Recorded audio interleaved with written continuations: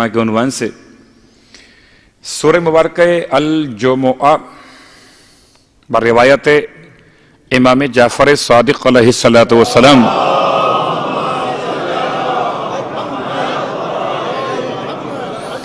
بڑی تاکید فرمائی امام نے اللہ کے رسول سے روایت کو بیان کرتے ہوئے. الفاظ تو بڑے سخت ہیں کہ ہر مومن پر واجب ہے جبکہ وہ ہمارا شیعہ ہو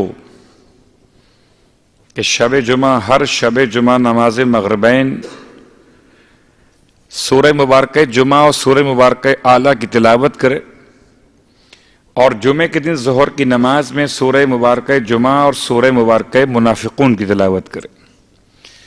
اگر اس نے اس عمل کو انجام دیا تو گویا اس نے رسول خدا کے عمل کو انجام دیا ہے اور اس کا ثواب اور اس کی جزا یہ ہے کہ خدا پر پھر اس کے لیے جنت کو عطا کرنا واجب ہو جاتا ہے. تفصیلات سورہ مبارکہ الجمعہ کی اپنے مقام پر خالی 3 آیات کا ترجمہ اور پیغام کے واقعاً ہر ایک سانس انسان کی خدا کی عطا ہے اور اس میں بھی اگر خطا ہو تو پھر کس سے مغفرت تلاش کرے گا. موت و حیات خدا کی عظیم ترین مخلوقات میں اور پروردگار عالم سورہ مبارکہ الجمعہ میں یہودیوں کے حوالے سے فرماتا ہے. سرکار ختم یہ مرتبہ صلی اللہ علیہ وآلہ وسلم مخاطب وسیلہ بناتے ہوئے قل یا ایھا الذین ھادوا حبیب آپ ان سے کہیے کہ یہودیوں اگر تم گمان کرتے ہو کہ تم اللہ کے دوست ہو باقی انسانوں میں کوئی اللہ کا دوست نہیں، اگر تم یہ گمان کرتے ہو کہ تمہارے سوا اللہ کا کوئی دوست نہیں تم اللہ کے دوست ہو تو پھر دوست سے ملاقات کی تمنا کر کے بتاؤ. میں نے ترجمہ آیت کے لحاظ سے نہیں کیا، میں نے ترجمہ کیا جملے کے لحاظ سے. بہت غور کیجئے گا. فَتَمَنَّوُا الْمَوْتِ آیت کہتی ہے کہ اگر تم اللہ کے دوست ہو انسانوں کے سوا تمہارے علاوہ کوئی اور دوست نہیں ہے تو بس موت کی تمنا کر کے بتاؤ. ان دونوں باتوں کو ملاتے ہوئے کہ اگر تم اللہ کے دوست ہو تو موت کی تمنا کرو تو کوئی تعلق ہے موت کا اور اللہ کا آپس میں.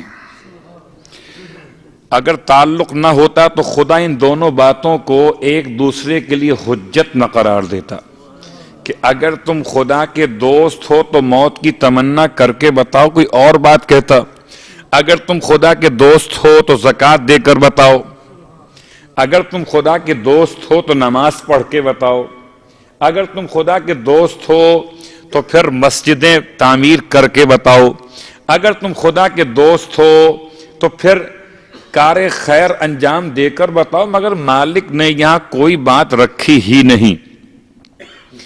اپنی ولایت کے معیار کے لیے خدا نے موت کی تمنا کو رکھ دیا ہے.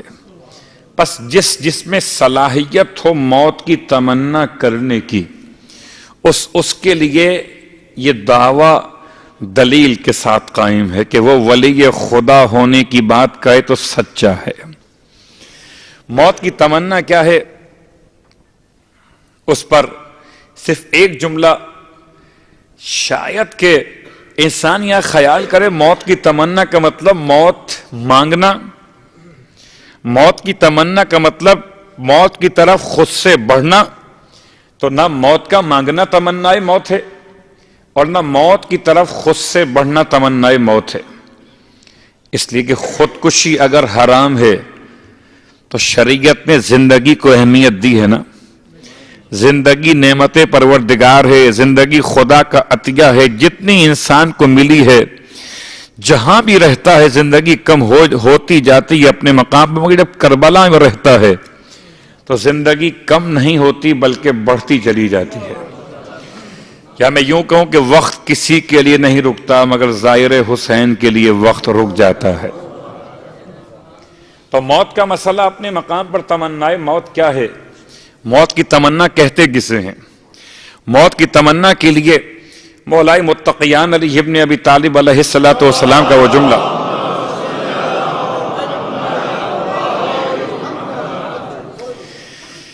ہمیشہ ایسا نہیں ہوتا تھا کہ امام علیہ السلام بغیر زرہ پہنے ہوئے میدان جنگ میں آ جاتے ہوں. آپ زرہ پہن کر بھی آتے تھے اور کبھی کبھی زرہ پہنے بغیر بھی آتے تھے، تاکہ دونوں عمل سنت معصوم قرار پائیں.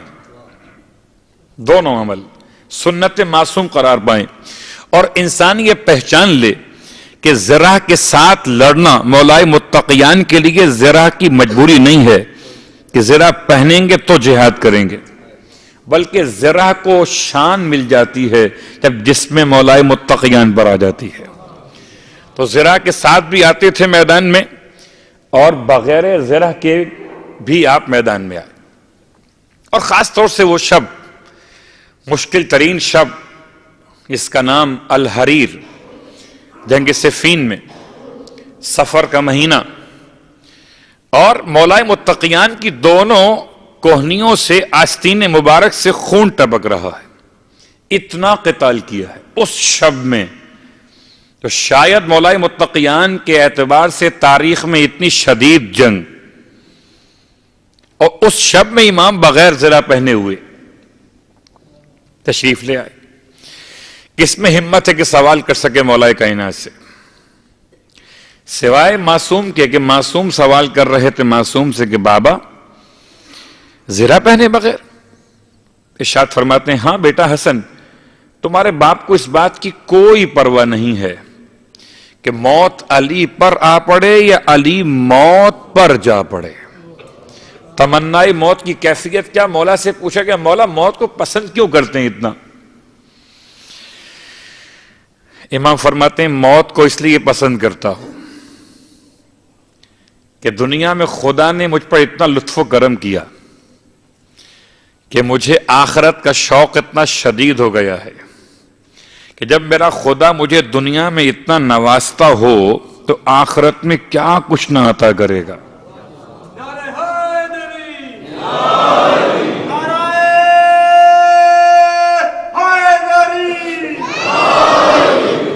میں حیران و پریشان روایت پڑھنے کے بعد کہ آخر یہ مولا کون سے انعام کی بات کر رہے ہیں.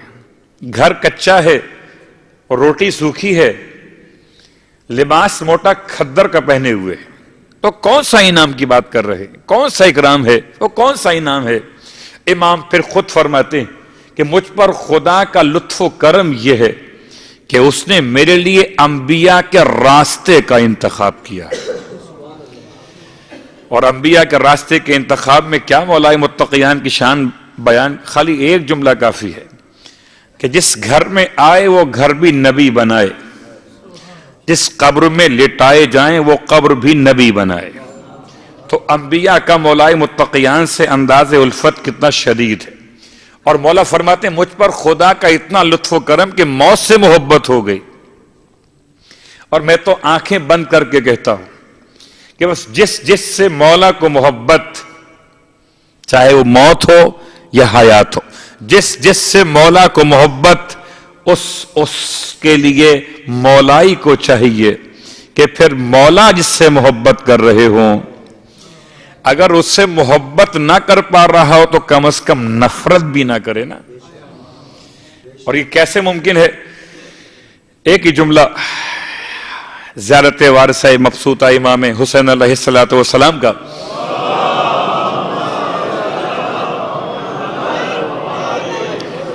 فَيَا لَيْتَنِي كُنْتُ مَعَكُمْ فَأَفُوزَ مَعَكُمْ. اے انصاران حسین، کاش میں آپ کے ساتھ ہوتا تو آپ کے ساتھ ہونے والوں کا انجام کیا ہوا؟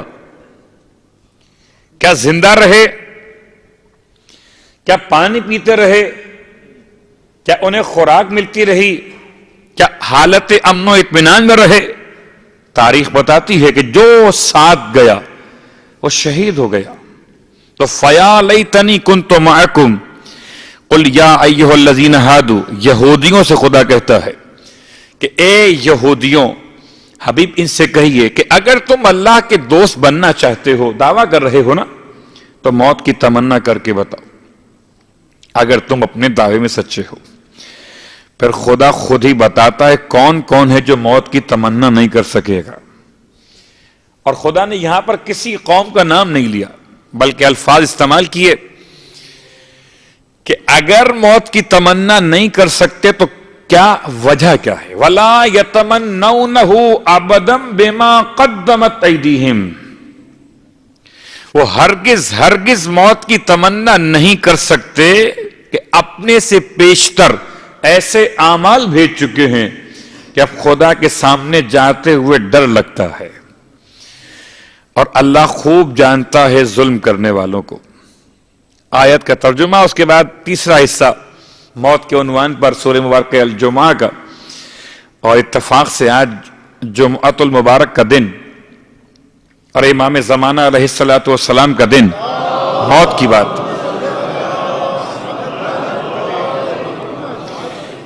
قل ان الموت الذی تفرون منہ. مگر اس کے ترجمے سے پہلے خالی موت پر دو وضاحتیں، اور بہت تفصیلی موضوع ہے، آسان نہیں ہے، اور ایسا موضوع ہے کہ یہ موضوع کبھی ختم نہیں ہو سکتا کہ سلسلہ موت جاری و ساری ہے.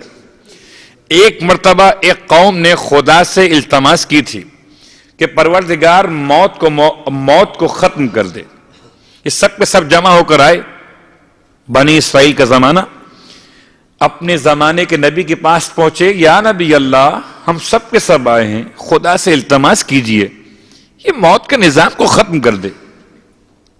ہم پالتے ہیں، پرورش کرتے ہیں، پروان چڑھاتے ہیں، اور ملک الموت ہم سے ہمارے پیاروں کو چھین کے لے جاتا ہے.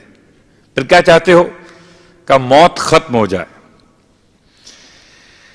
خدا واقعاً صمد ہے، اسے موت کا بھی کوئی انتظار نہیں ہے کہ وہ انسانوں کو موت دے تب ان کا حساب لے.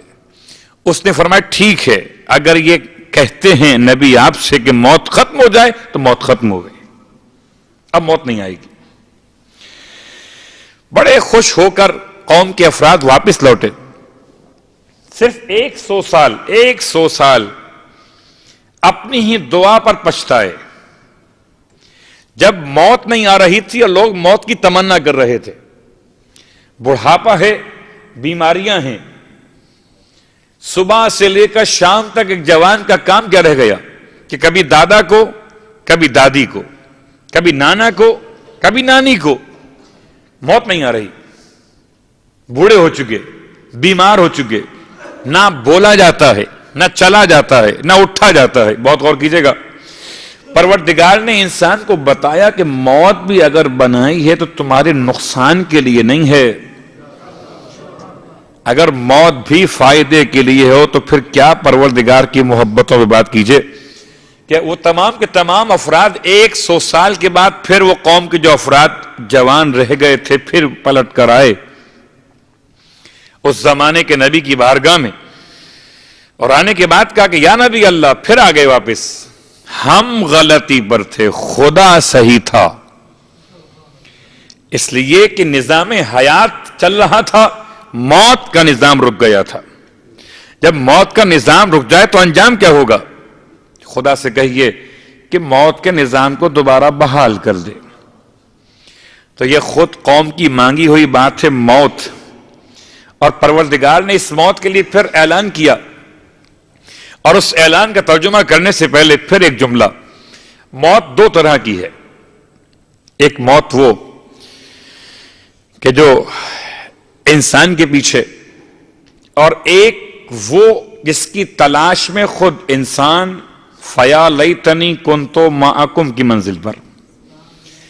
میں اس کو آسان کر لیتا ہوں کہ یہ تو پاکستان کے مسائل ہیں اسٹیٹ کرائم کے اعتبار سے، اب تو خیر بہت سے مقامات پہ ہونے لگے، پھر بھی میں مملکت جمہوریہ عراق میں اتنا پریشان نہیں تھا زیارتوں کے دوران جتنا پریشان اپنے ملک میں آگے ہو جاتا ہوں.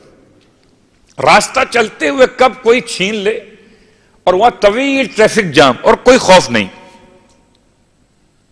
یہاں ٹریفک جام ہو، موبائل یا جو رقم انسان کے پاس سے چھین لی جاتی ہے. تو اب چھیننے کے مسئلے پہ خالی دو جملے کہ ایک ہے چھین لینا اور ایک ہے دے دینا. چھیننے کا نام ہلاکت ہے اور دے دینے کا نام شہادت ہے. اگر کوئی مانگے تو اسے دے دو. یہ کیا ہے؟ کہ اس میں کوئی نقصان نہیں ہوگا.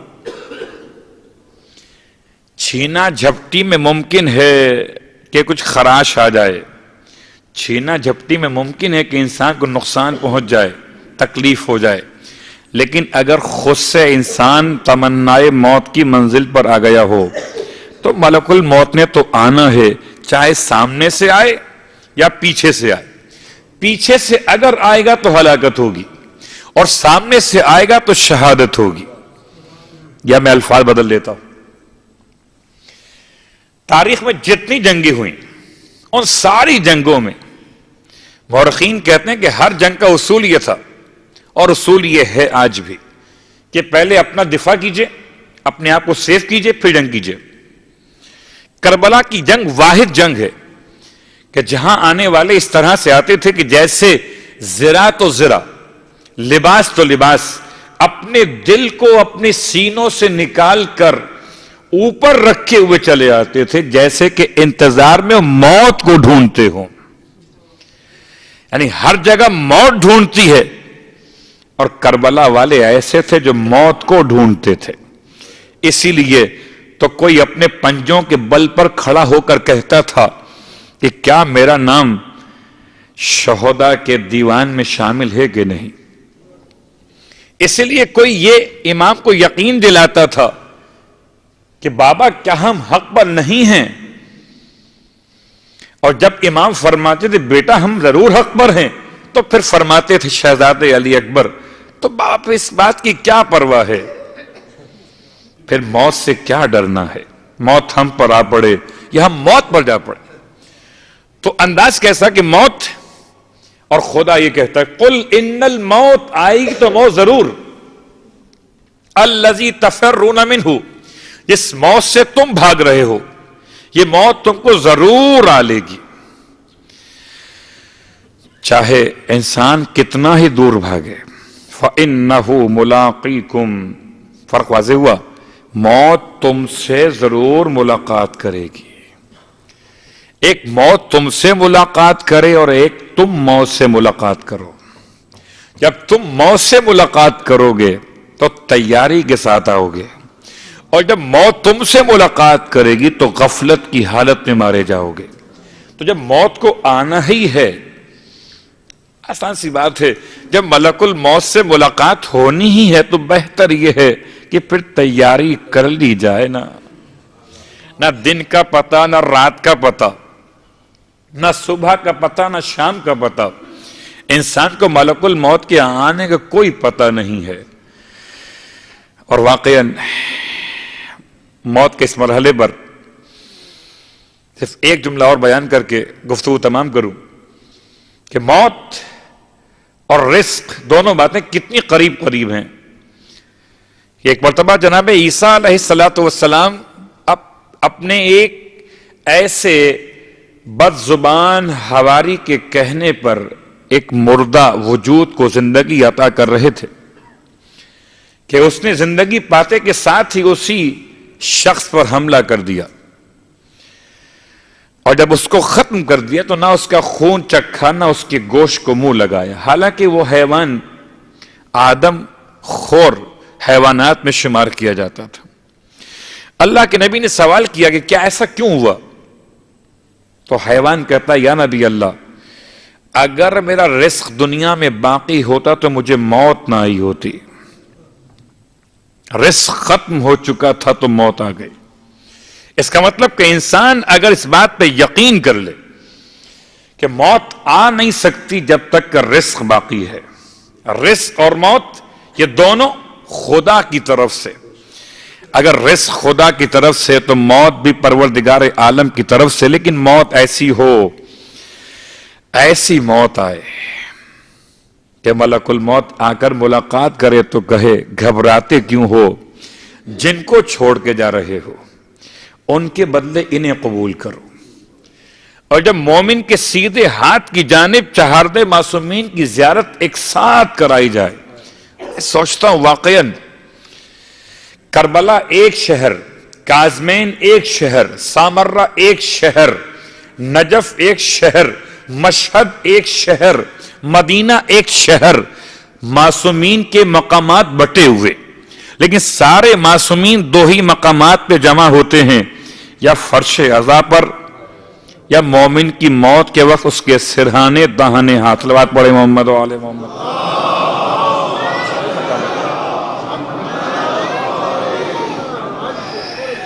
ملک الموت مومن سے کہتے ہیں گھبراتے کیوں ہو؟ کیا گھبرانے کی بات، سب چھوٹ رہے. ملک الموت مومن سے کہتے ہیں گھبرانے کی بات نہیں ہے، جن کو چھوڑ کر جاتے ہو ان کے بدلے انہیں قبول کر لو.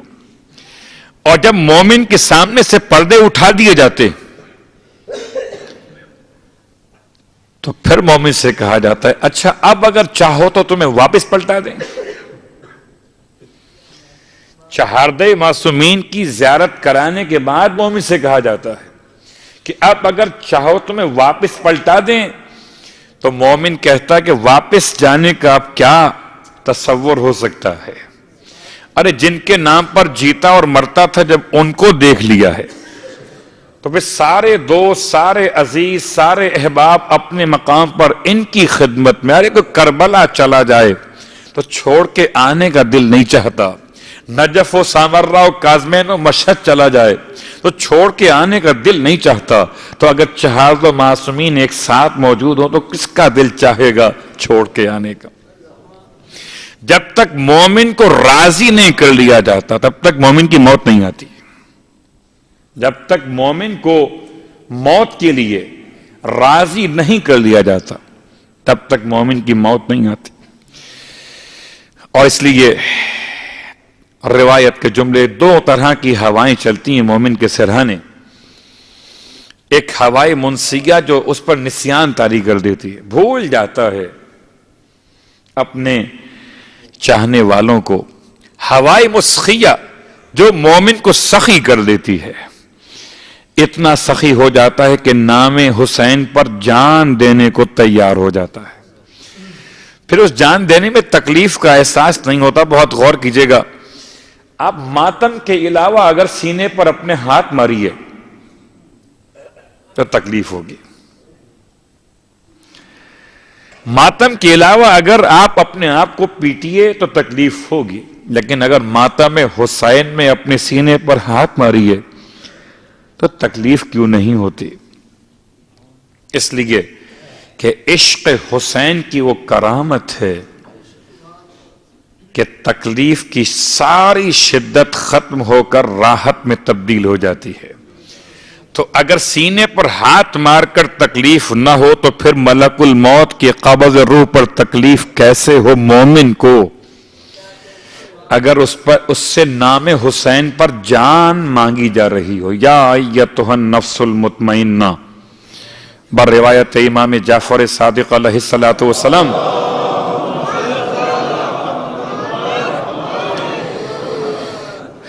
مومن کی موت کے وقت اس سے کہا جاتا ہے یا ایتھا النفس المطمئنہ، اے نفس مطمئنہ. یہ آیت مخصوص سرکار سید الشہداء کے لیے. اور من مات علی حب آل محمد مات شہیدا، شہید کا سردار سید الشہداء.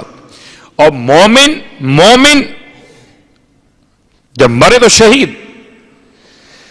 لیکن اگر مومن نہ ہو تو کیا ہوگا؟ موت کی تلخی بہت شدید تر ہے. کیا کسی پرندے کو اگر زندہ آگ پر بھون دیا جائے، اگر کسی زندہ کے بدن کی ایک ایک رگ کو الگ الگ کاٹ دیا جائے، اگر کسی زندہ کے لیے ایسی مثال قائم کی جائے جیسے کہ ململ کا باریک کپڑا کانٹوں دار جھاڑیوں پر ڈال کر کھینچ دیا جائے تو کس طرح بدن ٹوٹتا ہے. عزیزان محترم، اور وہ موت کی سختی غیر مومن کے لیے. مومن اگر ہے ہاں یہ الگ بات ہے کہ خداوند عالم کسی مومن کے گناہوں کی بخشش کے لیے موت کی سختی اس پہ وارد کرے تاکہ اس کے گناہ بخشے جائیں، اور جب خدا سے ملاقات ہو تو پھر تمام تر گناہ معاف ہو چکے ہوں۔ لیکن غیر مومن، اللہ اکبر، کتنا سخت مرحلہ ہے۔ صرف وہ مولا متقیان علی ابن ابی طالب علیہ السلام کی روایت اور مجلس تمام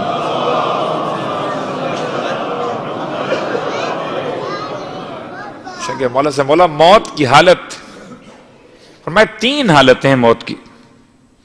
پہلی حالت موت کی یہ کہ موت موت نہیں ہے بلکہ ایک دائمی ثواب کی خبر ہے۔ دوسری حالت کہ موت موت نہیں بلکہ دائمی عذاب کی خبر ہے۔ اور تیسری حالت موت موت نہیں بلکہ انسان کے نتیجے کو روکا ہوا ہے، معلق ہے اس کا نتیجہ۔ راوی کہتا ہے مولا کی بارگاہ میں، مولا یہ 3 لوگ کون ہیں؟ فرمایا دائمی ثواب کی خبر صاحبان ایمان جو عمل صالح بھی کرتے رہے، اور دائمی عذاب کی خبر ان کے لیے کہ جو ہمارے مخالف اور معاند رہے، کافر اور مشرکین اور منافقین کے لیے۔ بولا تیسرا گروہ کون سا ہے؟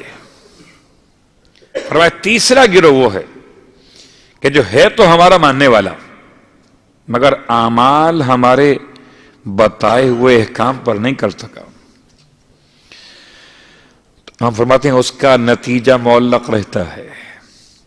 فرماتے ہیں محنت کرو، کوشش کرو، اس لیے کہ ایسا بھی ہو سکتا ہے، ایسا بھی ہوگا کہ 3 لاکھ سال کوئی شخص جہنم میں رہنے کے بعد نکال لیا جائے۔ اللہ اکبر، 3 لاکھ سال آتش جہنم میں رہنے کے بعد نکالا جائے۔ لیکن میں کہتا ہوں ابھی وقت ہے، آج روز جمعۃ المبارک اور سورہ مبارکہ الجمعہ کے الفاظ یاد دلا رہے ہیں، قل ان الموت الذی تفرون منہ، کہاں بچ کے بھاگیے گا، پیچھے پیچھے آ رہی ہے، فإنہ ملاقیکم ثم تردون الی عالم الغیب والشہادہ، پھر تمہیں پلٹایا جائے گا اس کی بارگاہ میں جو غیب بھی جانتا ہے اور ظاہر کو بھی جانتا ہے۔ فَيُنَبِّئُكُمْ بِمَا كُنْتُمْ تَعْمَلُونَ، پھر قیامت کا دن موت کے بعد سے لے کر مرحلہ کتنا مشکل۔ البتہ دل چاہتا ہے کہ کربلا کے حوالے سے صرف 2 جملے بیان کروں، چونکہ میں 40 پہ کربلا میں تھا اور ایسی کیفیت تھی کہ چاروں طرف ہجوم ہی ہجوم تھا، لوگ اسے گن رہے تھے کہ سفر کی 16 تاریخ پہ اتنا ہجوم ہے، 17 پہ کیا ہوگا، 19 پہ کیا ہوگا، 20 پہ کیا ہوگا، اور میں سوچتا تھا کہ بھلا کس میں مجال ہے جو عاشق حسین کو گن سکے، اس لیے کہ جو دکھائی دیتے ہیں ان سے زیادہ وہ ہیں جو دکھائی نہیں دیتے۔ اور عجیب ہے زمین کربلا، یقین نہیں آتا تھا مجھے بھی کہ اتنے لوگ کیسے آ سکتے ہیں یہاں پر، اتنی چھوٹی سی زمین کربلا، شہر کربلا، اتنے مجمع، اتنا ہجوم، لاکھوں افراد کا، بلکہ اب تو لفظ کروڑ بھی چھوٹا لگتا ہے، وہاں پر کیسے آ سکتا ہے؟ تو بات سمجھ میں آتی ہے کہ مجمع نہیں آ سکتا جب تک کہ زمین بڑی نہ ہو جائے۔ جب عمر بڑھتی ہے آنے والوں کی تو زمین کربلا ایسے دامن پھیلائے ہوئے ہے جیسے ایک ماں کی گود میں جتنے بچے خدا عطا کرے سب کے سب سما جاتے ہیں، ماں کی گود بڑھ جاتی ہے۔ ایسے زمین کربلا تمام زائروں کو اپنے دامن میں ایسے لے لیتی ہے کہ کوئی یہ نہیں کہتا کہ مجھ کو کربلا میں جگہ نہیں مل سکی۔ عزیزان محترم، زمین کربلا اور خاص طور سے 40 کے حوالے سے 3 جملے مصائب کے اور سنیں کہ میں سوچتا تھا کہ یہ 40 سے 20 سفر کو کیوں ہوتا ہے؟ تو 40 20 سفر کو نہیں ہوتا، 40 تو ہر آنے والے کا وہ سلام ہے جب وہ کربلا پہنچ جائے۔ کوئی چلا ہے ناصریہ سے، کوئی چلا ہے بصرہ سے، بلکہ کچھ قافلے تو ایران سے پیدل آتے ہیں، اور بس ایک ہی کام ہے کہ جو چاہے سفر کی 11 کو پہنچے، سفر کی 12 کو پہنچے، ایک مرتبہ کربلا پہنچ جائے، اور جو سلام کرے وہی 40 ہے۔ السلام علیکہ یا ابا عبداللہ۔ میں کہوں گا اے زائران حسین، تم چل کے کربلا پہنچے ہو، تمہارا سلام کرنا اپنے مقام پر محبت کا ثبوت ہے۔ ایک بہن بھی چل کے کربلا پہنچی تھی، اور کربلا کیسے پہنچی بہن؟ واہ غربتا، کہ جتنے قافلے کربلا آتے ہیں، پیدل آئیں کہ سواری پر آئیں، راستے بھر انہیں کھانے کو ملتا ہے، راستے بھر ان کی سہولیات کا خیال رکھا جاتا ہے، لوگ خدمت کے لیے موجود رہتے ہیں۔ جتنے راستے میں موقف لگائے جاتے ہیں، ہر موقف پر لوگ روکتے ہیں، ہاتھ جوڑتے ہیں، ہمارے موقف میں تھوڑی دیر بیٹھ جائیے۔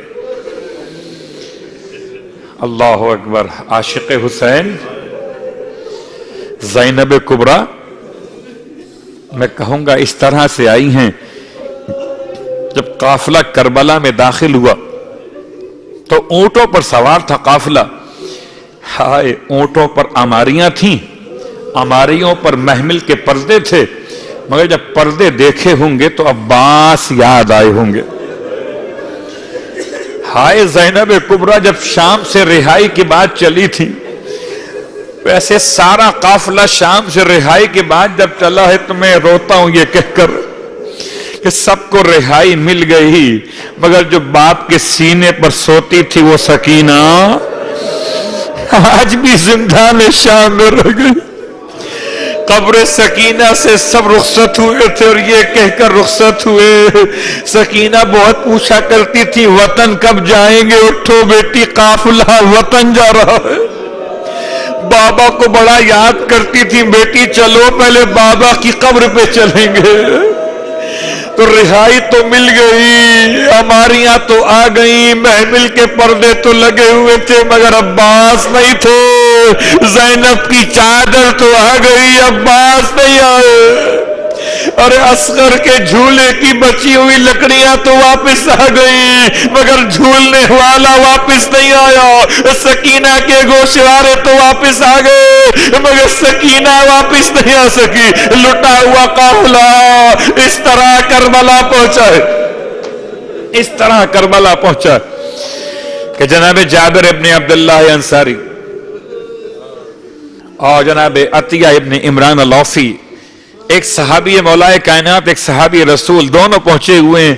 جناب جابر نے جب اونٹوں کے قدموں کے ابھرنے کی آواز سنی، فرمایا عطیہ جا کر کہہ دے شاید کوئی قافلہ گزر رہا ہے کہ یہاں سواریوں پر بیٹھ کر مت آنا، زمین کربلا میں کس کس مقام پر زہرا کے لال کے خون کے ذرات مل گئے، اتر کے آؤ، سواریوں سے اتر جاؤ۔ ارے ہاں میں کہوں گا جابر رات کو خبر نہ تھی کہ آنے والا قافلہ ارے زائروں کا قافلہ نہیں ہے، زینب کا قافلہ ہے۔ زینب قبر حسین پر کیسے آئی ہے؟ ہم نے آج دیکھا آنے والوں کو، ارے کوئی زمین پر لیٹ کر رخسار مٹی پہ ملتا ہوا آتا ہے، کوئی پیشانی رگڑتا ہوا آتا ہے، کوئی کوہنیوں کے مل سے آتا ہے۔ جناب زینب کبریٰ کیسے آئی قبر حسین پر؟ جناب جابر کو امام سجاد نے آگے بڑھا لیا، چچا جابر آگے چلیے، ارے بہن بھائی سے ملنا چاہتی ہے، میری پھوپھی زینب کبریٰ میرے بابا کی قبر پہ آنا چاہتی ہیں. جناب جابر کو آگے بڑھایا گیا. جب جابر آگے بڑھا دیے گئے تو زینب کبریٰ اس طرح آئی ہے, مجھے نہیں معلوم, علماء کہتے ہیں ایسے آئی ہے کہ جیسے امام اکبر کی لاش پر گئے تھے ایسے زینب حسین کی قبر پر آئی ہے, لپٹ گئی تعویذ قبر سے. السلام علیکہ یا ابا عبداللہ. بھیا زینب لٹ کر رہ گئی. بھیا زینب سب کو سنبھال کے لائی ہے. رونے والوں بڑا امتحان جناب زینب کبریٰ کا. کسی بیوہ کسی ماں کو احساس نہیں ہونے دیا, کیسے لے کر آئی سنبھال کے ام لیلہ کو, ام رباب کو, ام فروہ کو, مگر رو کے فرماتی تھی بھیا سب کو سنبھال کے لے آئی, مگر معاف کرنا بھیا تیری امانت کو زندان شام میں. ارے ہائے زینب قبر حسین پر چہلو منانے کے لیے آئی تو لپٹ گئی. بھیا رونے والوں بس ایک جملہ اور سننا.